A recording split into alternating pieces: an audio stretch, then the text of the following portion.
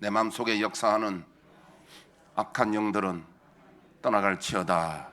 의심, 경계, 판단, 정죄, 낙심, 분노, 절망, 엄란은 예수 이름으로 떠나갈지어다.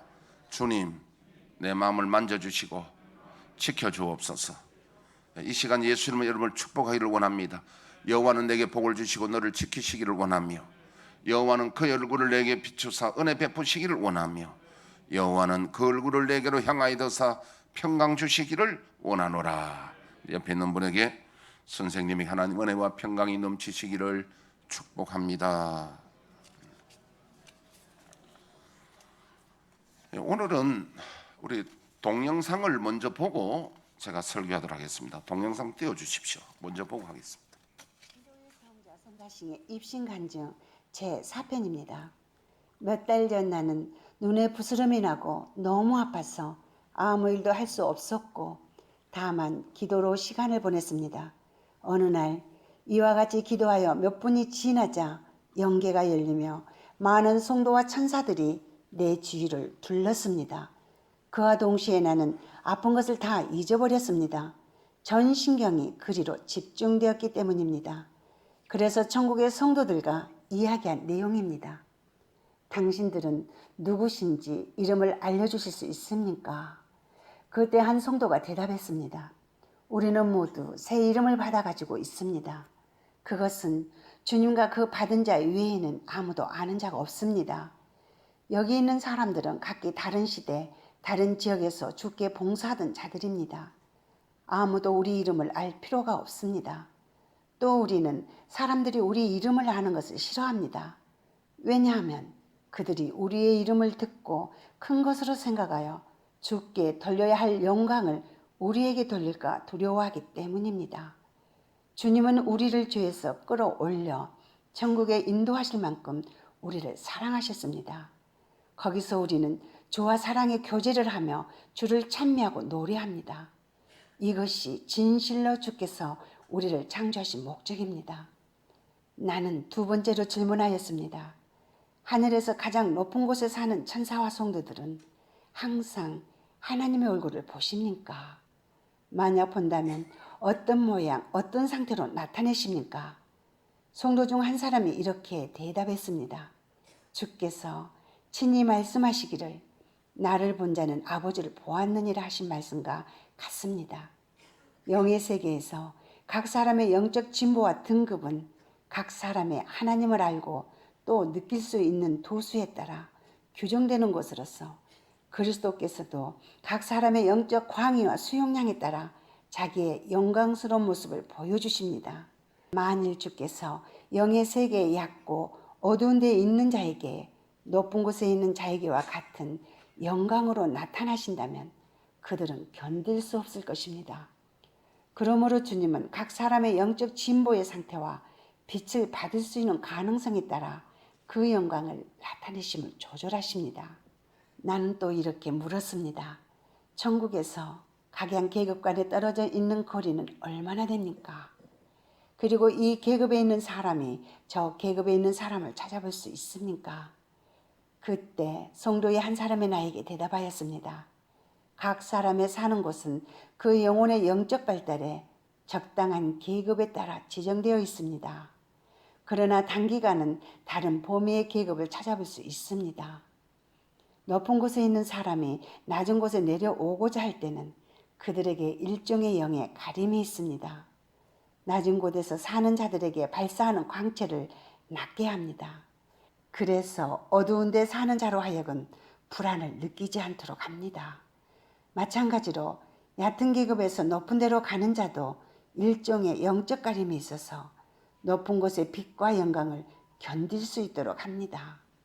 천국에서는 거리관념이 없습니다. 누구나 어느 곳에 가려고 생각하면 그 즉시로 그것에 도착하게 됩니다.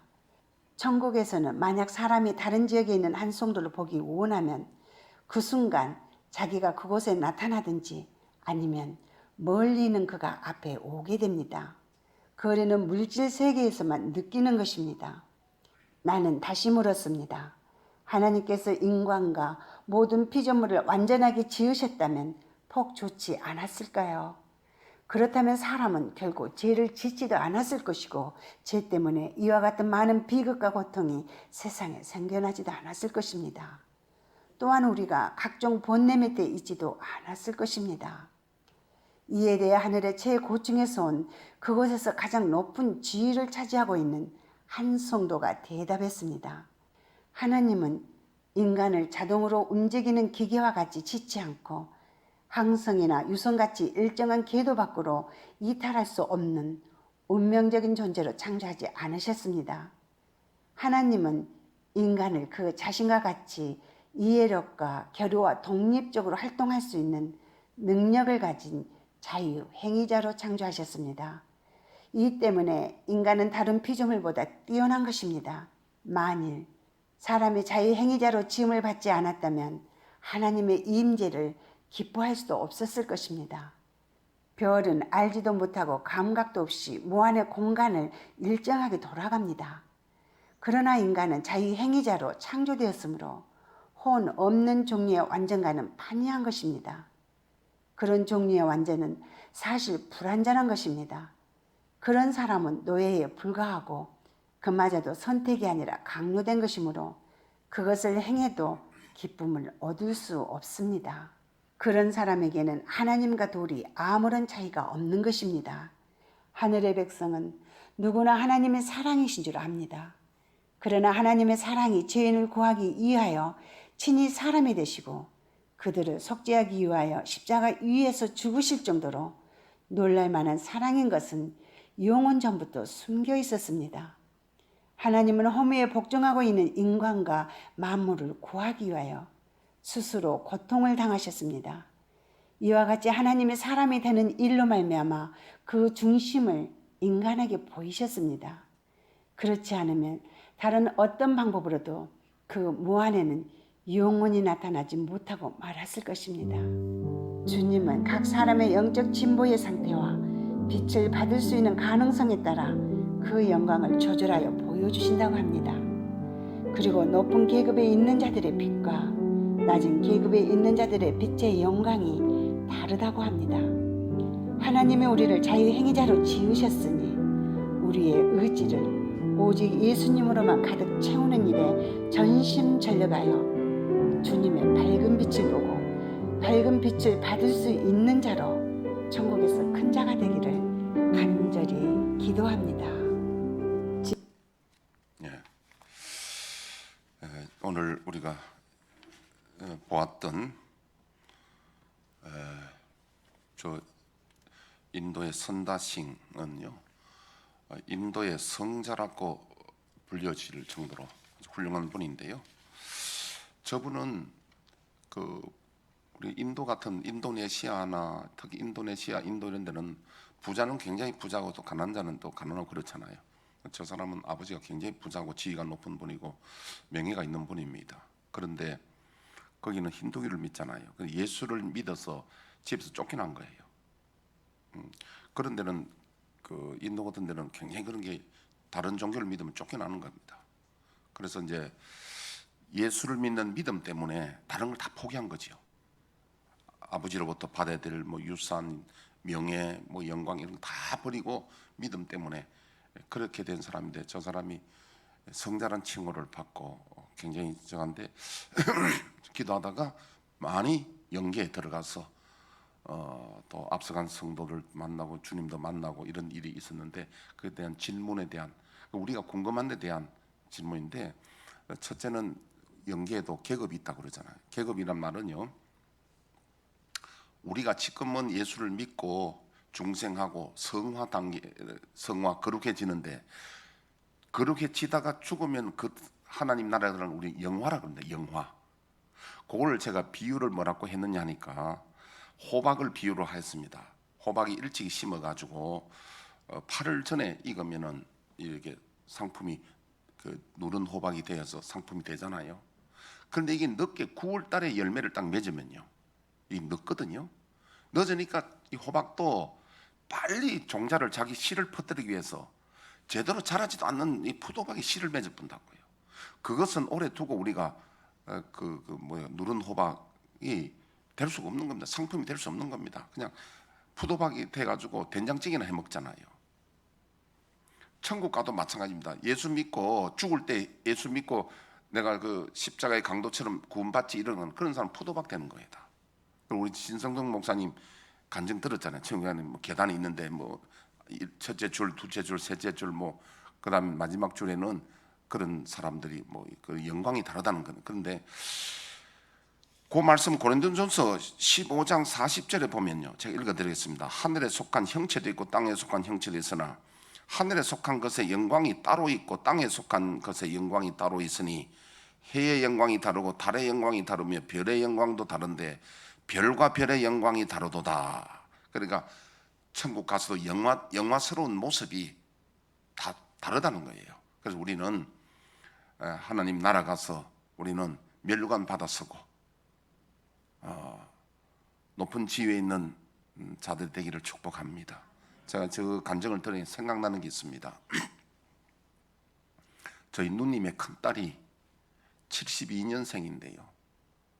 제가 이제 대학교 때 고등학교 3학년 우리 누님이 그때 아기를 하여튼 2년생이 싶어요. 1년 2년생이 좀 되는데요. 그때 내가 그 애를 어린 아기를 굉장히 내가 이뻐하고 그랬는데 어쨌든 얘가 이제 자라서 시집을 갔는데 남편이 치과 의사예요. 미국에 가서 이제 있는데 미국에서 치과 의사 중에 랭킹 10등 안에로 들어갑니다. 발표 나서. 하여튼 뭐 치과 병원을 2개나 하고 있고 뭐 대단히 한데 근데 이 조카가 생질이 얼마나 믿음 생활을 열심히 하고 기도 생활을 열심히 하는지요. 저 엄마가 우리 누님이 그 갔다가 저 이모하고 갔다가 뭐 명품 가방들을 갖다가 얼마나 딸인데 야단을 맞았는지 엄마는 권사가 돼가지고 하나님 나라를 위해서 이 명품 가방이 이게 뭐냐고 그런 하여튼 믿음 생활 잘하는 조카가 있는데 그 선다징처럼 기도하다가 천국을 2번 갔어요. 가서 이제 그 2013년에 저희 아버님이 소천하셨거든요. 92세로. 그런데 이제 천국을 갔는데 예수님을 만나서 대화하고 있는데 돌아가신 외할아버지가 예수님이 부르셔서 방금처럼 검새 온 거예요. 그리고 외할아버지 만난 건데 외할아버지 보니까 노인이 아니라 30대 청년으로 온 거예요. 그래서 이제 우리 조카에게 이제 외손녀죠. 그러니까 너희들이 기도해줘서 내가 천국 왔다 고맙다. 나도 너희들에서 기도한다.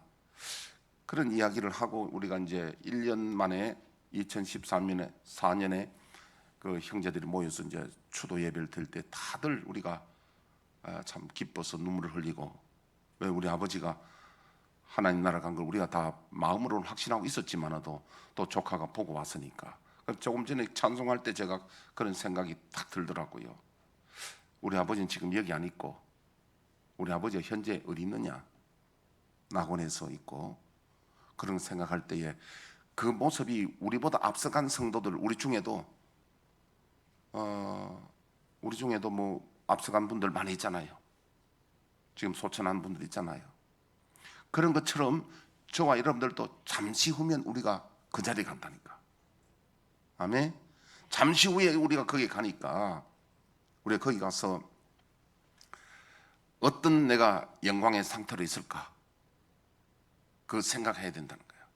그래서 우리는 여기 있는 것은요 그래 인생을 안개와 같고 또 나그네와 같다 또 풀과 같다. 풀은 지금은 시퍼럴 때는 풀이 그렇지만 금방 시들어버리고 베어버리면 시들어지고 좀 사람은 풀과 같고 영광은 꽃과 같으니 풀은 시들고 꽃은 떨어지나 하나님의 말씀은 영원하도다. 우리는 잠깐 다 갑니다. 근데 우리가 가는 지금 우리 앞서간 성도들이 지금 가 있는 그 상태를 모든 게 여기에 있는 살아있는 동안의 기회고 여기에서 우리가 끝나면은 호박 따듯이 끝나는 거예요. 그냥. 그래서 우리는 하나님 나라에 가서 아까 그 계급 이야기했듯이 그렇게 하고, 두 번째는 거기 보니까 또 질문이 자유행위에 대한 나옵니다. 그렇다면 자유의지로 우리가 신학적으로 이야기하잖아요. 자, 그러면 선악과를 우리가 안 따먹도록 하나님이 우리를 만드셨지 왜 따먹도록 했느냐고 질문한 내용이잖아요. 예를 든다면요. 그래서 우리를 하나님은 로봇들을 만들지 않고 완전 인격으로 만들었다는 거예요. 그래서 그걸 제가 비유를 늘 하잖아요. 우리 준석 어릴 때 제가 저 휴게소 고속도로 휴게소에서 그 로봇 강아지 7,000원 주고 내가 사가지고 애 틀어주니까 하니까 애가 막 갈갈 웃고 하더라고요. 여러분 그거 로봇 강아지 그거 있으면요 사료 안 줘도 되고요, 똥 안 쳐도 되고, 병원 안 가도 되고 참 좋아요. 왜 그거 안 사고 왜 집에 개 키우면서 어떤 데는 수술하면 뭐 병원 가면은 돈 많이 들고 어떤 데는 200만도 들잖아요 수술하고. 그 똥 사고 귀찮고 사려주고 하는데 왜 개 키웁니까? 아니면 로봇들 해놓고 하지. 똑같은 이야기입니다. 로봇들은요 거기는 서로 주인하고 개가 교감이 하잖아. 교감. 그럼 교감이 없거든요. 하나님 우리를 로봇들로 만들지 않았다는 거예요. 우리를 완전 인격으로 하는데 우리가 자유의지를 주셔서 저와 여러분 오늘 예배 올 수도 있고 안 올 수도 있고, 내가 주님을 열심히 믿을 수도 있고 안 믿을 수도 있고, 모든 건 우리 자유의지에 맡겨 주셨다는 거예요. 그런데 우리 힘으로 안 될 때 기도하면 예수님이 성령으로 오셔서 우리를 도와주시는 거예요. 도와주시지만 모든 책임은 내가 져야 되고 주체는 납니다. 그런데 주님은 옆에서 보혜사랑 가서 곁에서 도와주시는 분이에요. 자, 오늘 이 본문의 내용이 지금까지 우리가 아마 한 달 넘게 한 달 훨씬 넘었죠. 주제가 뭐냐면은 주의 재림을 사모하는 자들이라는 그 제목으로 설교를 하는데, 저도 이렇게 설교하고 뒤돌아보면요 이건 분명히 제가 설교한 게 아니에요. 저는 말 주변도 없고 이런데 한 주제를 가지고 하나님이 이렇게 몇 주 또 때로는 몇 달간 한 주제를 가지고 이렇게 설교를 할 수 있다는 것은요 이거는 제 실력도 아니고 제 의지도 아닙니다. 하나님께서 저에게 이 말씀, 이번 주에는 이 말씀 전하라 감동 주시고, 그래서 제가 준비할 때, 여러분 목사가 설교 준비할 때 처음부터 뭔가 이렇게 우리가 시상이 떠올라야 되듯이 처음부터 뭔가 이렇게 아는 게 아닙니다. 하나님이 이렇게 척척척 시상을 열어주셔야만 설교하는 거예요. 그걸 갖다 성령의 감동이라고 그래요. 그래서 우리가 재림을 사모하는 자들이 주님 오실 때 그 하나님의 천사 나팔 소리와 함께 주님 오실 때 그 우리가 내 이름이 불려지고 그 일 동참해야 된다고 우리 했잖아요. 그러기 위해서는 어떻게 해야 됩니까? 마태복음 24장 42절 이후에 그런즉 깨어 있으라, 준비해라. 어떻게 준비하느냐? 때를 따라 그 집 사람들에게 양식을 나눠줄 자 누구냐? 그런 자가 복이 있도다. 그래서 큐티하라 그랬잖아요. 그리고 큐티하신 분 여기에 치약이 있으니까 큐티한 분들은 치약 가져가면 됩니다. 예. 큐티하라 이거죠. 큐티하고 안 하고가 상당히 차이 납니다. 내가 부진을 떨어야 됩니다. 내 의지가 필요한 거예요. 순종의 의지가 필요합니다. 그 다음에 이제 전도해야 됩니다. 그래서 순종해서 제가 이제 양육 지도자를 해서 우리가 전도하기로 했잖아요. 이게 주의 재림을 준비하는 자들입니다. 깨어있는 자들입니다. 할렐루야. 그 다음에 두 번째가 뭐냐면 주의 재림을 사모하는 자들이 이기는 자들입니다. 그래서 요한계시록 21장 7절에 보니까 이기는 자는 이것들을 상속으로 받으리네. 하나님의 나라는 믿음을 이 세상에 우리가 살아가면서 지는 게 아니라, 세상에 우리가 동화되는 게 아니라 믿음을 이겨야 된다는 거예요. 이기는 자가 상속받는데 지는 자는 어떤 자냐? 두려워하는 자, 믿지 않는 자. 두려워하는 자가 뭡니까? 믿음 지키는데 내가 손해볼까 싶어서 두려워하는 거예요. 믿음을 포기하는 거예요. 두려워하는 자, 믿지 않는 자, 흉악한 자, 살인한 자, 간음한 자, 음행한 자, 우상숭배하는 자, 점술가들, 거짓말을 지어서 하는 자들, 이런 자들은 불과 유황불에 들어간다는, 구원의 확신이 있어도 안 된다는 겁니다. 그런 말씀으로 우리에게 주신데, 그래서 이제 두려워하지 말라. 세 번째는 우리가 두렵고 떨림으로 구원을 이루가라. 우리가 예수님을, 하나님을 두려워하는데 믿음 생활을 대면하면 안 된다. 우리가 하나님에 대해서 최선을 다하고 삼가 두리고 떨림으로 우리가 구원을 이루가자. 그까지 말씀을 들었고, 지난주에는 우리가 방영문 장로의 지옥 간증을 들었고, 이번 주에는 세 번째 어떻게 하면 이기는 자가 되느냐, 오늘 그런 내용입니다. 자, 어떻게 하면 이긴 자가 되느냐. 자, 오늘 12장 1절 한번 보겠습니다. 이러므로 우리에게 구름같이 둘러싼 허다한 증인들이 있으니, 그랬습니다.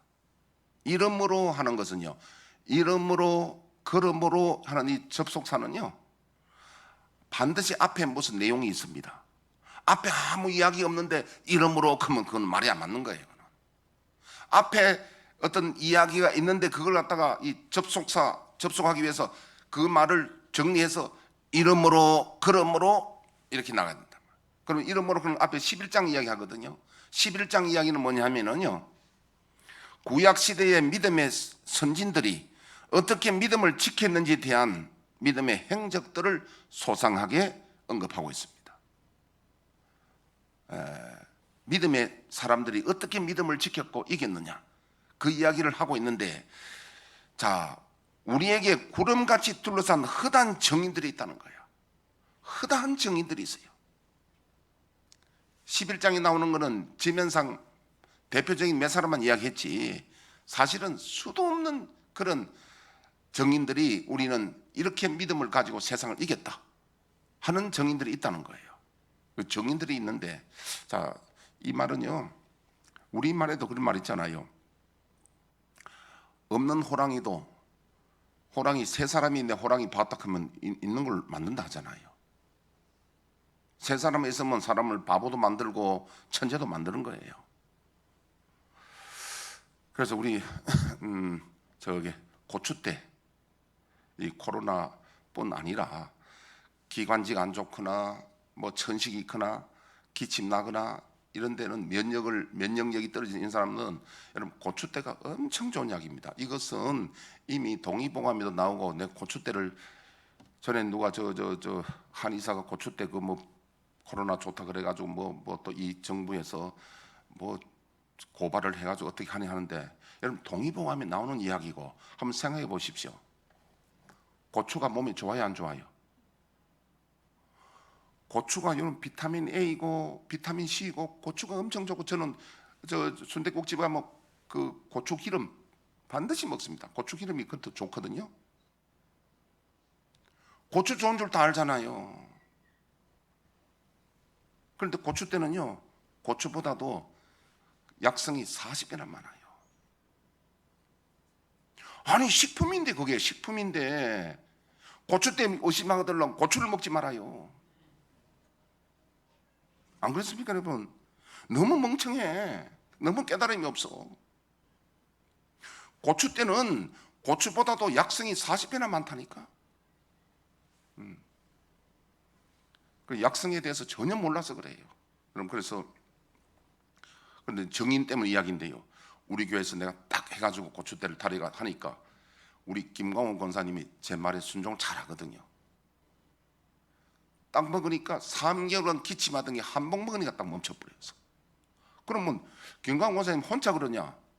우리 교회도 서영섭 권사님 누구 우리 준수 엄마 아빠도 있지만은 우리 준수도 4개월간 기침에 병원 가도 엄한 약 먹어도 안 나서 애가 기침하고 이런데요, 고추 탁 먹으니까 나서.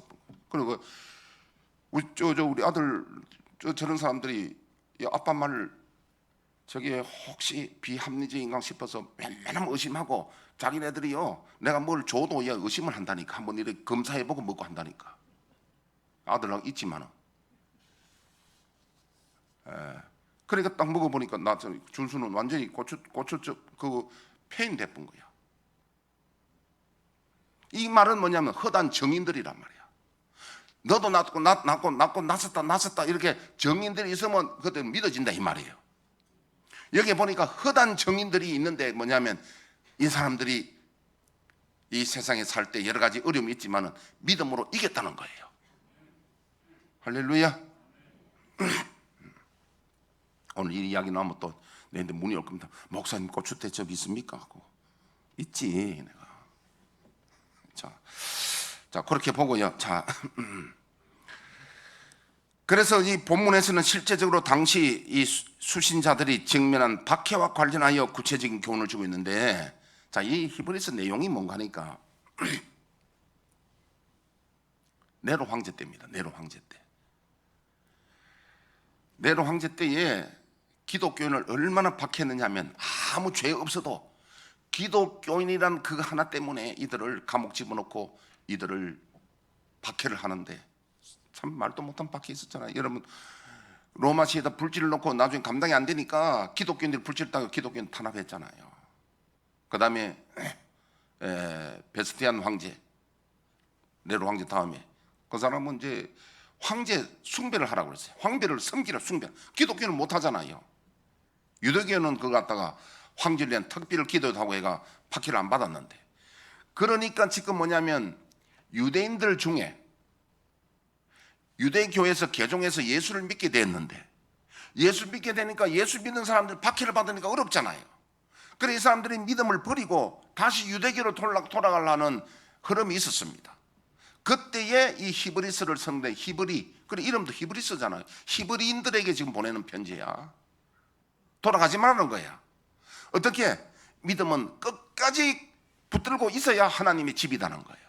그래서 이 믿음으로 어떻게 이 어려움을 이겼던 사람들이 정인들을 지금 이야기를 합니다. 돌아가지 마라. 믿음은 지켜야 된다. 기독교가 참이다.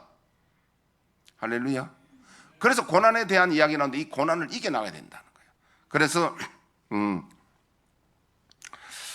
실제로 성도들은 세상을 살아가는 동안 많은 핍박과 공경에 처할 때도 있습니다. 물론 모든 사람들의 인생 행적이 환난과 곤고함의 연속이긴 하지만, 사람이 사는 것은 환난과 곤고함의 연속이잖아요. 그래서 시편 90편에 보니까 인생이 70이요 장수하면 80이라도 자랑할 것은 수고와 슬픔밖에 없다는 거예요. 우리가 아무리 오래 살아도요, 자랑할 것 결론적으로 내보면 수고와 슬픔밖에 없다는 거예요. 그래서 천년이 한밤의 경점같이 인생이 속히 지나간다는 거예요. 그래서 우리가 살 때 많은 어려움을 당하고 사는 게 마땅합니다. 물론 모든 사람의 인생 행적이 환난과 공고함 연속이 하지만, 우리 성도들의 경우는 특별합니다. 즉 세상 사람들이 겪는 근심과 고통이 세상의 헛된 욕망을 충족하기 위한 노력에서 오는 것이지만, 우리 성도가 당하는 환난은 영원하고 성결한 하나님의 나라를 위한 거룩한 고난이라고 우리가 알 수 있습니다.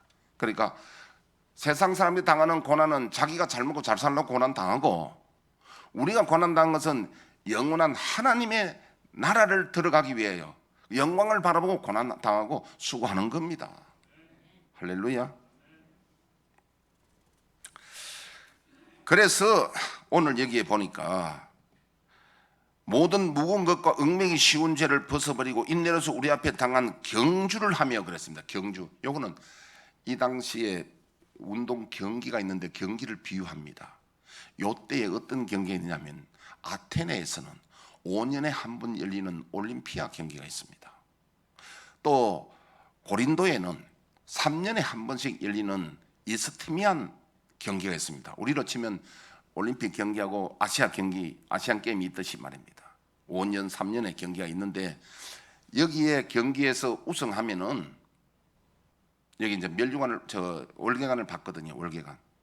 월계관 그거 우승하기 위해서 이들은 어떻게 훈련하냐면요, 1년 전에 10 내지 12개월 전, 1년이죠. 1년 전에 합숙훈련을 하는데, 그러니까 금주, 금연뿐 아니라 이성을 멀리하고 또 동계훈련, 하계훈련 이때부터 했답니다. 이게요. 이렇게 강한 훈련에서 오직 목표가 뭐냐면 면류관 서는 거. 그래 하는데, 운동선수도 그래 하는데, 하나님의 나라에 면류관 서기 위해서 너희들은 어떻게 해야 되느냐? 인내해야 된다는 거예요. 할렐루야. 하나님 나라에 면류관 서기 위해서 내가 수고하고 인내해야 되는데, 큐티도 해야 된다면 귀찮아도 하라 이거지요. 왜 아멘들 안 하시나? 전도도 해야 된다는 거예요. 그래서 여러분, 이 운동선수들, 대표 선수들이 어떻게 훈련하는가 지금 그 이야기입니다. 주로 이때 운동 경기는요, 마라톤, 전차 경주, 레슬링, 실험, 권투 이런 운동들이 했는데 이 경기는 수많은 관중들이 지켜보는 가운데 원형 경기장 안에서 행해졌습니다. 그래서 그걸 영광을 받기 위해서 그 몸을 억제하고 단련하고 하는데 우리가 하나님 나라의 영광을 받기 위해서 해야 되지 않겠느냐는 거. 할렐루야. 저도 뭐 아시는 분 아시겠지만 저도 제가 운동 선수였고 제가 한국에서는 내 종목에서는 내가 최고였습니다. 그런데 제가 그 사실은 아시안 게임에 아시아에서는 내가 신기록을 낼 확실히 자신이 있었습니다. 자신이 있었는데 세계 기록에는 내가 체격이 안 되는 거예요. 세계 사람들은 안 되는입니다. 그래서 할 수는 있었는데 제가 이제 대학교 졸업하고 직장을 결정해야 되기 때문에 그 시기가 안 맞으니까 나이가 드니까 이제는 그 결정하기가 그래서 제가 이제 학교 교사로 택했고 그래서 이제 운동을 전적으로 못하게 되었습니다. 근데 그게 늘 아쉬움이 있는 거죠. 제가 그에 대한 아쉬움이 있는데